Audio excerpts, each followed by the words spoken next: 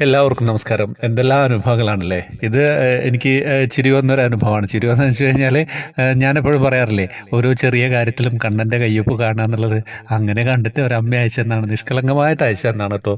അപ്പോൾ നമുക്കത് വായിക്കാതിരിക്കാൻ പറ്റില്ല. എന്താണ്? ഒരു കുഞ്ഞ് കൃഷ്ണാനുഭവം പറയട്ടെ. ത്രിമധുരം ഗ്രൂപ്പുമായിട്ട് ബന്ധപ്പെട്ടതാണ്. ഞാൻ ത്രിമധുരം ഗ്രൂപ്പിലെ ഒരു അംഗമാണ്. കുറച്ചായിട്ടുള്ളൂ ചേർന്നിട്ട്.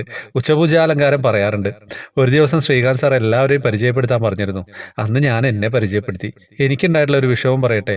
എല്ലാവരും മെസ്സേജ് ഇട്ട് കഴിഞ്ഞാലും അതിൽ ഒരു സ്നേഹചിഹ്നത്തോടെ അടയാളം പ്രകടിപ്പിക്കുന്ന ഒരാൾ. എൻ്റെ മെസ്സേജിന് റിയാക്ഷൻ ഒന്നും കിട്ടില്ല. എന്നാലും എന്താ ഇങ്ങനെ എല്ലാവരെയും മൈൻഡ് ചെയ്യുന്ന ആളാണല്ലേ. എന്നെ കണ്ടില്ലേ, സാരമില്ല, കണ്ണൻ എന്നെ ഇഷ്ടമാണല്ലോ. എൻ്റെ മെസ്സേജ് ശ്രദ്ധിക്കാതെ പോയതും കണ്ണൻ്റെ തീരുമാനമാവും. അങ്ങനെ ചെറിയ ഡിസ്റ്റർബൻസ് ഒക്കെ തോന്നിയിരിക്കുമ്പോൾ അതാ വരുന്നു ശ്രീകാന്ത് സാറിൻ്റെ മെസ്സേജ്. പുതിയ അംഗങ്ങളിൽ പരാതിക്കാരെങ്കിലും ഉണ്ടെങ്കിൽ അവർക്ക് പറയാനുള്ള അവസരമാണേ.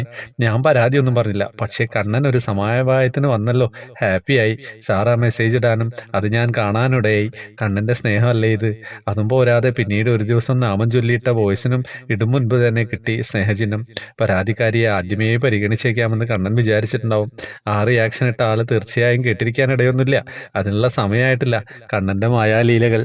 സംഭവം ഞാൻ പറഞ്ഞില്ലേ, നമ്മളെ ചെറിയ കാര്യങ്ങളും ഭഗവാന്റെ ഒരു കയ്യൊപ്പായിട്ട് നമ്മൾ കാണുക. അപ്പോൾ നമുക്ക് സന്തോഷമായിട്ട് അങ്ങനെ അങ്ങനെ അനുഭവങ്ങളുണ്ടാവും. ഇത് ത്രിമധുരത്തിൽ കേൾക്കുന്ന ആളുകൾ ചിരിക്കും. എന്താണ് നമ്മളെ ഗ്രൂപ്പിലുള്ള ഇനിയിപ്പോൾ ചിന്തിക്കും, അതാരായിരുന്നു എന്ന്. നമ്മുടെ ഗ്രൂപ്പിൽ കുറേ ആളുകൾ ആക്റ്റീവായിട്ടുണ്ടാവുമല്ലോ. അപ്പോൾ അവർ ശ്രദ്ധിക്കുന്നുണ്ടോ എന്ന് മറ്റുള്ളവർ നോക്കും. അപ്പം നമുക്കൊരു സന്തോഷമല്ലേ എല്ലാവർക്കും അല്ലേ. അപ്പോൾ അങ്ങനെയൊക്കെയാണ് നമ്മളെ ഗ്രൂപ്പിൻ്റെ കാര്യങ്ങൾ.